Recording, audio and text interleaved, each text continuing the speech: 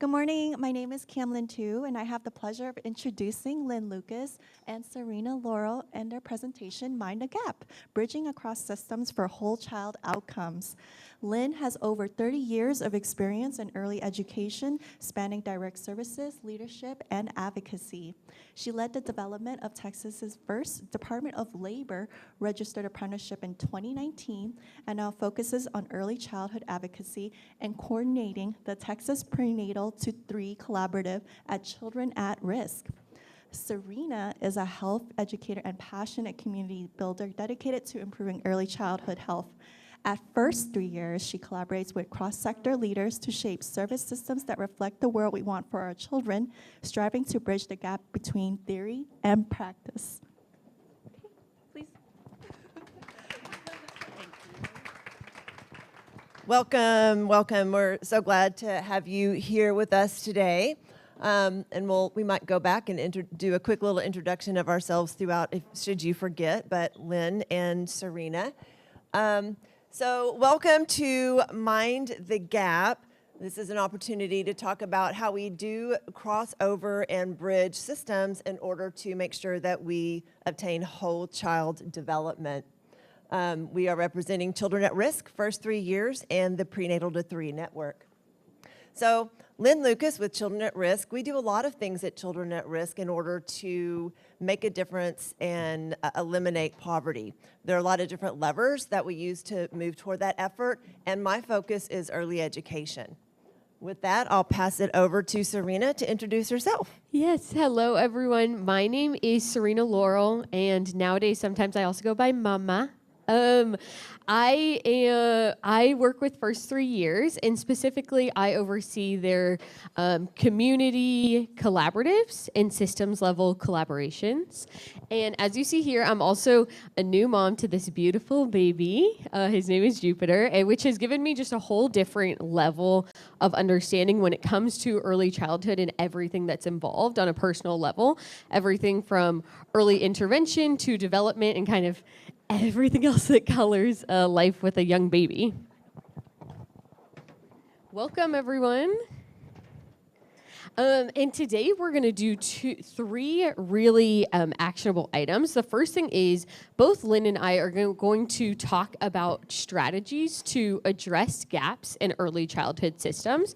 We are going to talk from the perspective of the Prenatal-to-Three collaborative and from the First 3 Years collaborative. What are we doing to actually address these gaps in early childhood systems is the first thing. The second thing is we are all going to collaborate in real time to solve a crisis that we might be going through right now. And the last thing is we are going to reflect on our role in bridging systems gaps. We are actually going to kind of start on that point right now. And it is through this poem. So right now, you can see we're all sitting around tables. And in this world of early childhood, we kind of talk about our work always around, we're here at the table. So while Lynn and I read this poem, I want you guys to be thinking about what is your role at our table. So without further ado, we have Perhaps the World Ends Here by Joy Harjo. The world begins at a kitchen table. No matter what, we must eat to live. The gifts of the earth are brought and prepared, set on the table, so it has been since the creation and will go on. We chase chickens or dogs away from it. Babies teethe at the corners. They scrape their knees under it. It is here that children are given instructions on what it means to be human. We make men at it. We make women. At this table, we gossip, recall enemies and the ghosts of lovers. Our dreams drink coffee with us as they put their arms around our children. They laugh with us at our poor falling down selves and as we put ourselves back together once again at the table. This table has been a house in the rain, an umbrella in the sun. Wars have begun and ended at this table. It is a place to hide in the shadow of terror, a place to celebrate the terrible victory. We have given birth on this table and have prepared our parents for burial here. At this table, we sing with joy, with sorrow. We pray of suffering and remorse. We give thanks. Perhaps the world will end at the kitchen table while we are laughing and crying, eating of the last sweet bite. So as we go through today's presentation, I want to center us on this idea of the table and what it means to be in true, meaningful relationship with other people. I think that often for us, it's really easy to separate. This is my work self and this is my personal self. But we forget that we get into this work of early childhood and community building because of the spirit and heart of connection. So throughout today, I want you to be thinking about what is your role at this table and how can we be a little bit more friendly with the people that we're working with? Remember when you were a kid and you were asked to be in a group and work with other people? And as we get older and go through our education and then onto our work selves, like the expectation of what happens as a result of those collaborations become greater and greater. So until we end up at a table, we go from having to work with the student with us at one table to needing to work collaboratively with a group of students to turn something in for a grade, to having to go into the workplace and work with people within that workplace to accomplish things. And then we get to the wide world, wonderful place that we're at right now, which is where we get to work across systems and states and countries in order to make this really important work that we do work well. So do think about, like Sarina said, all of the tables that you sit at and opportunities that you have to reach across the table and make this world even more effective. Now more than ever, as resources are being shifted all over the place on a daily basis, we need each other. So it's really important to not only step into other people's tables, but to reach out into your community, know what tables even exist there, and bring other people into yours. Here's an example of one table, Texas Prenatal-to-Three Network. We have the pleasure of working with some other organizations to do this work. We focus on whole child development, and we're the only statewide collaborative that reaches across these different systems in order to talk about early care and education, child development, and supported families. This is how we do this. We have these three different buckets that we focus on. Healthy Beginnings is led by Healthy Beginnings is led by Texans Care for Children. They focus on many things, but one of these things in this context is maternal and prenatal health. Supported Families is led by Tex Protects. Something that they support in this work includes home visiting and ECI services, also other prevention services. And then we work on early childhood development and education. Children at Risk takes a leadership role in this piece of the work. We focus on many things, but included in that is childcare. So we have a vision, like many of you, that all Texas children and families are able to thrive, that they're supported through these early learning, healthy beginnings, and childcare opportunities in systems that are well-coordinated, aligned, and well-funded. We had a mission a few years ago, and it was that through our work, we would serve 400,000 additional infants and toddlers through our systems. We're structured like many other collaboratives you may be familiar with. Think of this as an upside-down triangle. Tex Protects in 2019 was the backbone organization of the Prenatal-to-Three Network. Excuse me. Currently, Children at Risk is that backbone organization, and we work with our other two lead organizations who are experts in their area of focus, Tex Protects and Texans Care for Children. In addition to that, we have targeted work groups as needed across the years. Those have some remained the same and some changed. We have a wonderful parent advisory group. They led independently a leading session this past year for parents and caregivers who have children with disabilities. They did that work very well, and they continue to take on additional leadership work as we move through the world together. They're particularly interested in learning how to advocate, and they want to connect their advocacy to the Prenatal-to-Three work and then share that out with other families in their community. Many Dallas families also joined us last month for an early Early Education Advocacy Day, and they got to go visit representative offices. So that was a very exciting opportunity. We have a steering committee of about 16 organizations, and the full collaborative is at 122. I actually think it's more based on, we need to update our list, but it's a nice big group. Don't even try to read the detail on here. It is not for that purpose. But this is a crosswalk that's meant for us as a steering committee and leadership group to make sure that those buckets are represented in a as equal way as possible. Because have you ever been in a group that's, cross-collaborative across systems, and it's like, here's early childhood, and here's the families, and here's the health, and so we wanted to make sure that we're representing each of those areas well. This is an easier way to look at it. So you can see that this blue represents the early care and education organizations. They are statewide. They are also local organizations that do that work. The green is supported families, so they're really looking at some of those other supports. The orange here is Healthy Beginnings, so that maternal, prenatal care and maternal health. And the yellow are organizations or people who work across all of these areas. This includes our funders, it includes our parents, and it includes some other state organizations that work across all of them. So a little bit about Texas Prenatal-to-Three history before I pass it on to my coworker. Can y'all hear me? Okay. Am I too loud? Okay. It's important to check in on things like this, very important. We started in 2019. Tex Protects was the backbone organization at that time.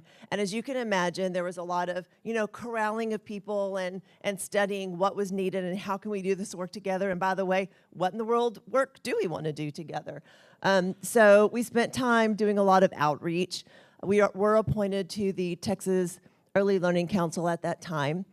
In 2020, that was when the pandemic stuff started, and so there was an opportunity right away to learn how we could work across these systems and help support one another.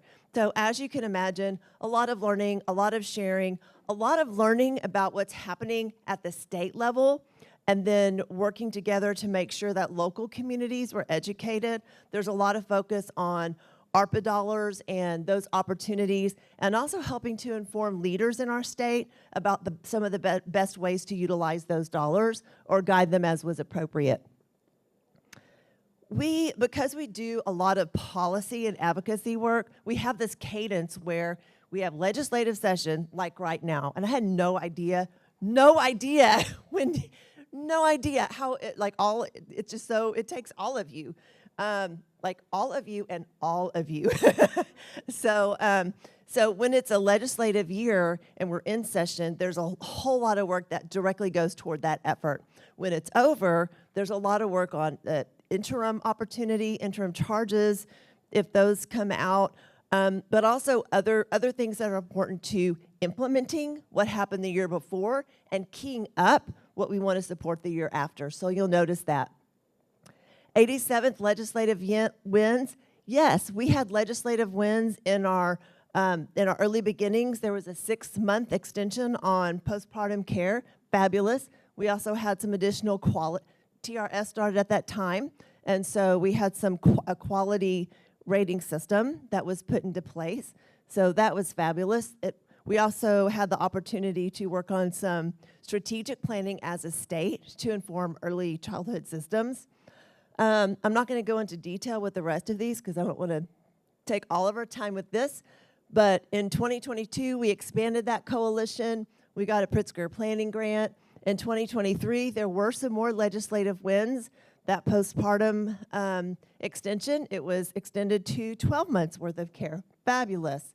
I do want to point this one out, Proposition 2, because it required a constitutional amendment, a statewide constitutional amendment. That means that child care owners have access to a credit, a tax credit, if their communities have adopted that. And then in 2024, there were a lot of data and data reports that happened during that year. And so all of our organizations keep data and data dashboards of some sort. Children at Risk, for example, keeps and maintains the Child Care Desert map. And so if you're familiar with that, Texans Care for Children, they have a school readiness data dashboard, if you're familiar with that. So those are some examples.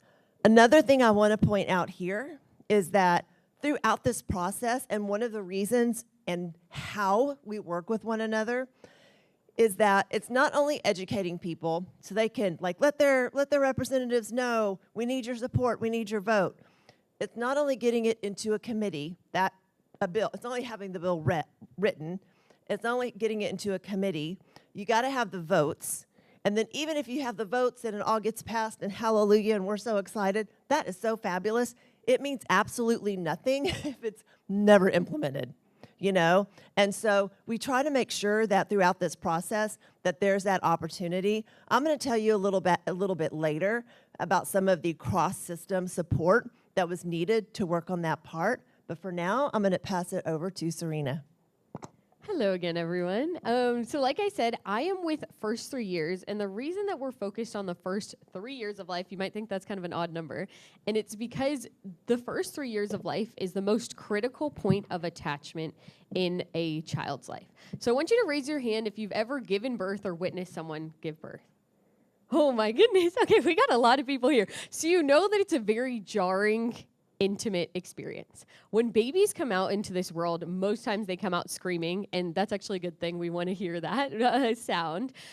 But they come into this world extremely vulnerable, looking to us as like, okay, what? I was so cozy. I had all of my nutrition taken care of for me. Now, like, I have to learn about this world around me. Who are the people here? Are they going to be able to take care of me? Are they going to give me food? So that's what we mean when we talk about attachment. So bonding is those acute experiences. For example, like we're all in this session together, and it's a bonding experience. And later, we might get even closer.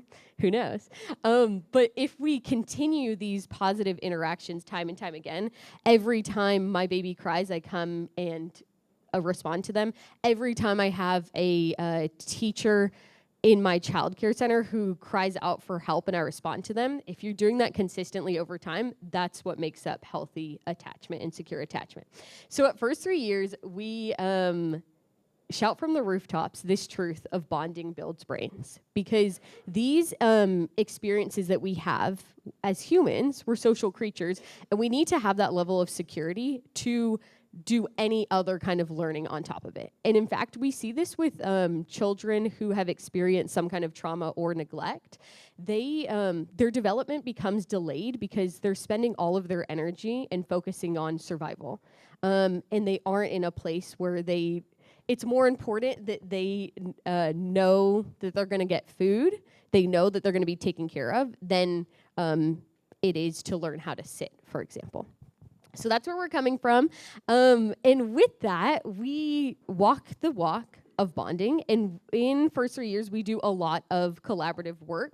We are part of the Prenatal-to-Three collaborative, as Lynn was talking about. And then we have some other more localized collaboratives here in Houston that we also support.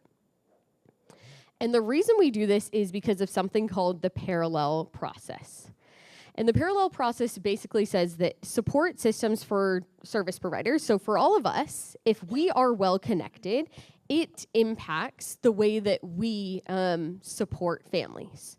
And then if that quality increases at that step, then it impacts the way a parent can interact with their child. So the parallel process is really why we focus on collaboration. And I wanted to talk to you guys about it because it really just solidifies the reasons why it's important for us to collaborate across organizations, because it's one of these things that is not easy to do.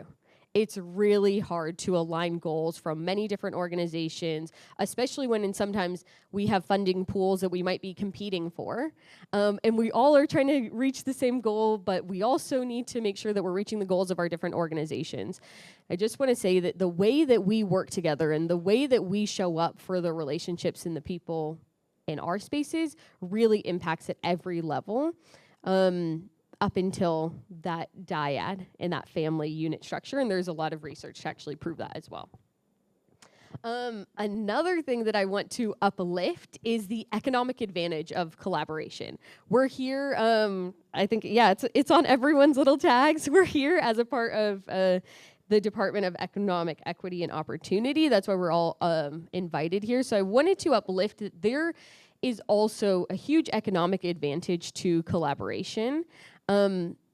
I know it might not feel like that right now, where we're all kind of in this space where funding is really shifting, but there has been a lot of evidence to show that stable providers equal stable families. We're dealing with a lot of turnover, but the more that we can invest in the relationships of the people that we are working with, the more likely they are to stay. And it's a buffer for turnover, which in the end saves us money.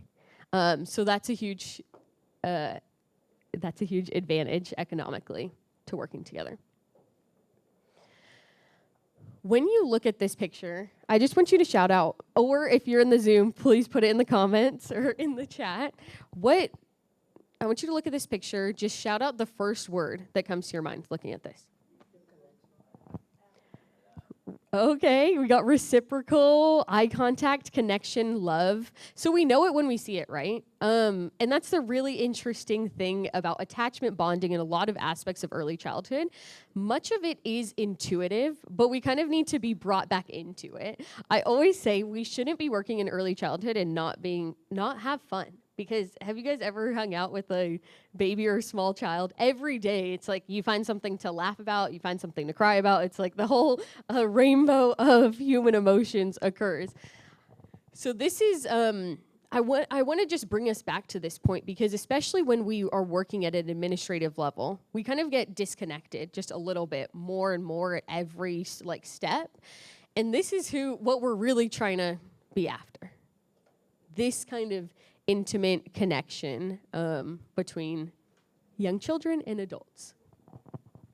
At first 3 years, so we do this work in a couple of different buckets, including early relational health. We're bringing in some of these principles into neonatal intensive care units actually right now, which has been an incredible show of when you have to focus on medical intervention and there are some factors that separate a child from their parents, it can be difficult because there's a medical necessity for that decision. But we're coming in and creating opportunities for bonding despite this medical necessity. We also have an event called Baby Days, so it's like fathers get a day to celebrate, mothers get a day to celebrate, but what about babies? So across Texas, we simultaneously host an event that's all about celebrating babies and creating opportunities for bonding, where we actually invite partners like yourselves to come in and facilitate these bonding activities while also sharing about your programming. And the last thing is we have a couple of collaboratives. I want you to raise your hand if you are involved in any way with the Houston Infant Toddler Coalition. Okay, look, okay, we got some representatives, which is awesome. And this is really what it's all about. Bringing people together from wildly different sectors to fill in the gaps of each other. Our session today, the whole theme is mind the gap, because if we're all instead of our names on these name tags, we had what is our biggest strength? Now we flip it on its head. What's our biggest weakness? Well, I bet there are some people in this room that would have a strength to meet your weakness. And so we really couldn't do it if we weren't all here together, hence why we have these meetings and we get to collaborate. And one initiative that I want to uplift really quickly is a movement we have called Sticking Together, which is aimed at uplifting parents and caregivers.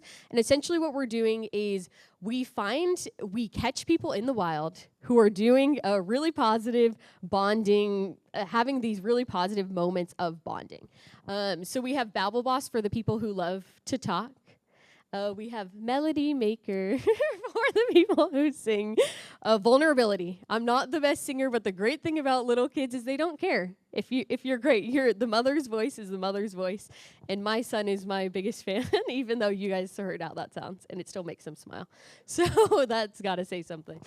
The next one we have is Playful Parent, and it's for those people who are getting down on their level, who are making animal sounds, who are trying their best to figure out what sound giraffes make, even though they're pretty elusive animals.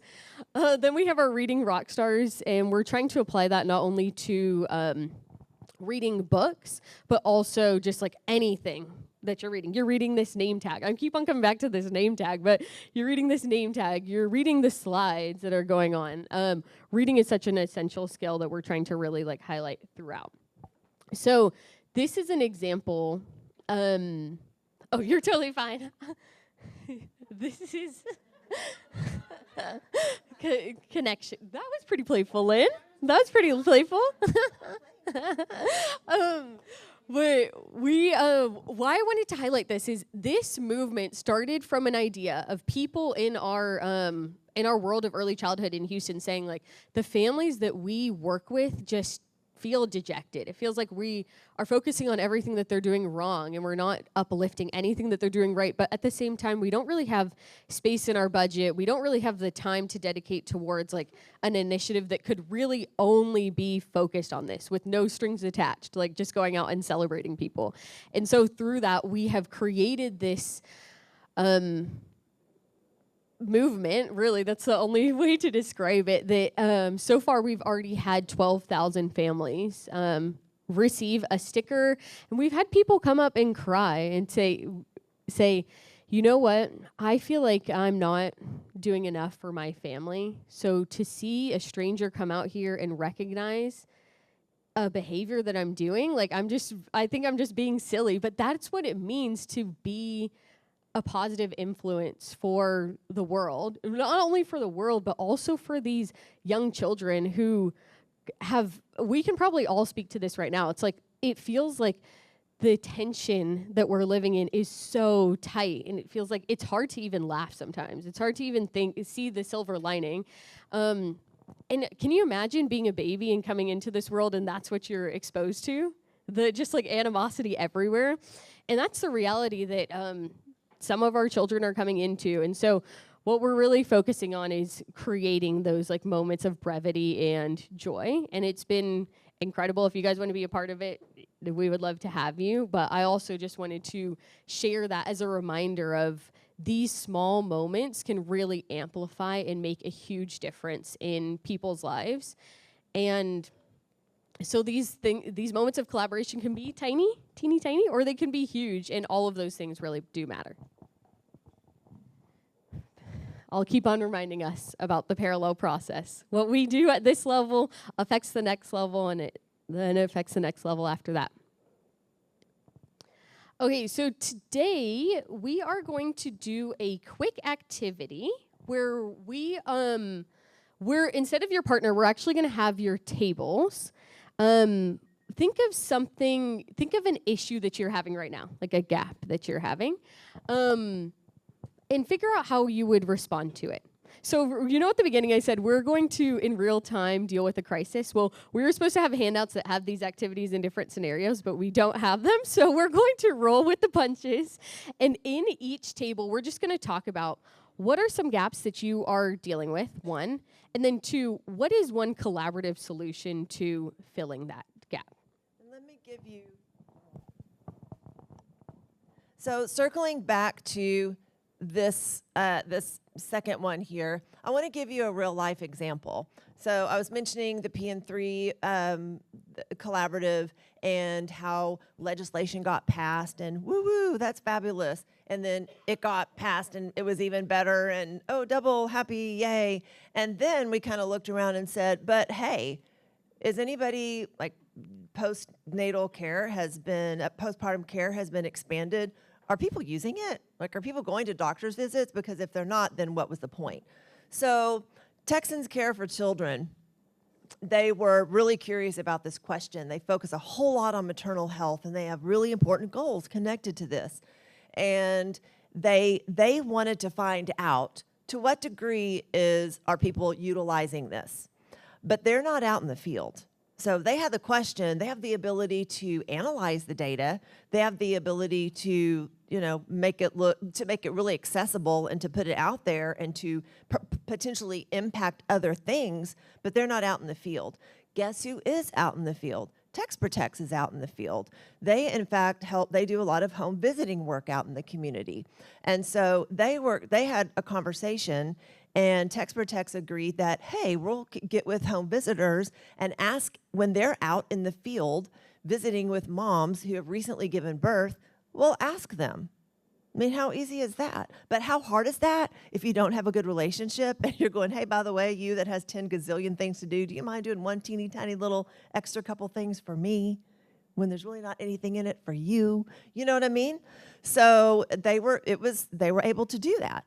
And as a result, they were able to find out, the degree to which, basically, that there's a lot of work to do, that there were many women, most of the women and some of the home visitors didn't even know that the postpartum opportunity had been expanded. So no doctor visits had not happened. Guess what else they learned? Doctors didn't know about it either. So they learned that there's other work to do that kind of stacks onto and links back to some of the legislation that got passed. So that's an example, and thank you for letting me share that. So you might think about, it can be things that are happening at a big system level. It can be things that are happening in a smaller system. But think about things that are happening in your world that are relevant to you. What we'd like for you to do is work at your table, and you might raise your hand if you are involved in any kind of a collaborative. Raise your hand if you collaborate with other people that you work with ever on a project. Raise your hand. I mean, so there's everybody, yes. And like there's, raise your hand if you've got so many, you don't even know how many to say you're involved, right? It's all the time.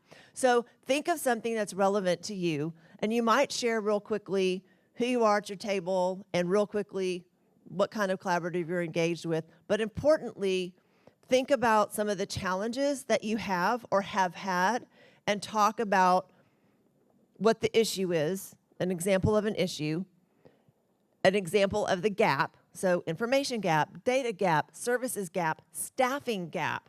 Think about those, and then talk about either how you responded or potential ways to respond. We'll actually have about 10 minutes for that. So we're going to have about 10 minutes for that. So please, we're going to walk around just to make sure that this is an important part of the process. We'll have an opportunity to share out afterward. So enjoy getting to know your neighbors.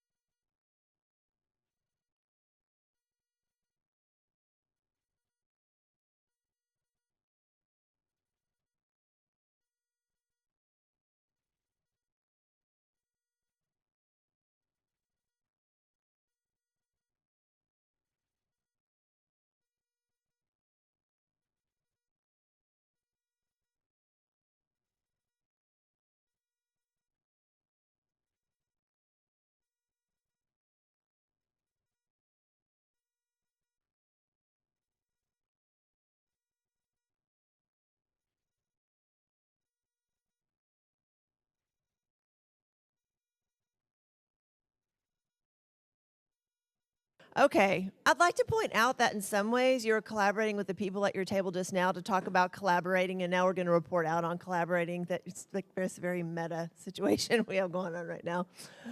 So clearly there's a lot of collaboration to talk about, as evidenced by all the chattering in the room. So thank you for that. Who would be willing to share something that you talked about at your table when it came to collaborating? I will choose people, so I'm not shy about that. Can I actually nominate? Oh, a please group. nominate. Okay, over here, Yeah. this group, I just loved it because you were talking about an issue and then also just followed up with a solution. So can you like really succinctly like recap the issue and recap the solution? Okay. Okay, so the issue kind of was born out of a personal issue. So my name is Brandy Nichols. I'm with the Harris County Department of Education, Case for Kids. And obviously it's education, but I worked in social services for 15 years before getting into education. My purpose of getting into education was because as a social service worker, I would go into schools and see how the educators were not recognizing the trauma that the children were facing. So there was a huge disconnect, and I thought that I was gonna get an education to bridge that gap. It's not working. I've been in education 10 years. And her solution was, Great pass off. Hi, my name is Terry Wilson. I am an early childhood training specialist with United Way of Greater Houston, specifically focusing on early reach. I came from out of school time, so I'm 3 weeks in my new role. So I'm still trying to switch from out of school time to early childhood. But I mentioned an initiative through TextPost, which stands for Texas Partnerships for Out of School Time. They're the statewide intermediary for out of school time in Texas. CASE and Out to Learn are the Houston intermediaries. But they receive funding from legislation to give funding they do it through an interest form to nonprofits across the state of Texas to help them implement mental health into their out of school time programming. So they bring in specialists such as Mental Health America and a few other agencies to train them, the staff that they already have, on how they can incorporate little things into the things that they do already. So they're in cohort 4. The application just opened today. So if you are an out of school time provider or you know of any in Texas, they're specifically looking for rural areas and smaller areas to impact. You can apply. It's $20,000 up to $30,000. You submit a form. They do ask about what you do currently, but they are seeking. So that was one of the things that we talked about, is just how can you incorporate training into the things that you're doing already. Awesome. See, you can't make these things up. You guys are just great at this. Okay, so we're going to wrap up thinking about this initial question that we posed. What is your role at our table? And what we're going to do, I know this is kind of tiny, but for the people who can read it, we're going to invite you to read it together. Okay, so we're going to end here with Perhaps the World Ends Here by Joy Harjo. The world begins at the kitchen table. No matter what, we must eat to live. The gifts of the earth are brought and prepared, set on the table. So it has been since creation, and it will go on. We chase chickens or dogs away from it. Babies teethe at the corners. They scrape their knees under it. It is here that children are given instructions on what it means to be human. We make men at it. We make women. At this table we gossip, recall enemies and the ghosts of lovers. Our dreams drink coffee with us as they put their arms around our children. They laugh with us at our poor, falling down selves and put ourselves back together once again at the table. This table has been a house in the rain, an umbrella in the sun. Wars have begun and ended at this table. It is a place to hide in the shadow of terror, a place to celebrate the terrible victory. We have given birth on this table and have prepared our parents for burial here. At this table, we sing with joy, with sorrow. We pray of suffering and remorse. We give thanks.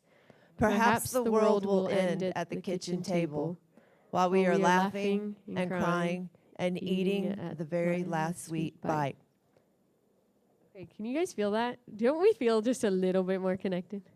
So as we leave today, just want you to think about what is your role at this table, at the tables that you were sitting at.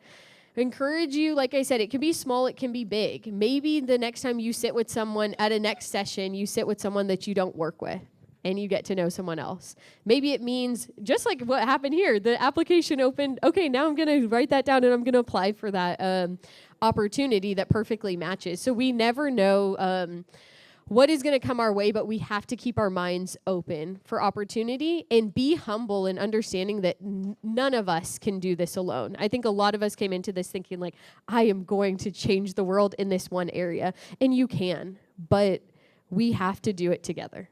Humility and pride will bring us down if we try to do it all by ourselves. So that's what we want to leave you guys with today, and we hope that you really got an opportunity to, in real time, get connected with people and have a deeper appreciation for collaboration and the effect that it has on families. Thank you for being at the table with us today. Have a great rest of your sessions.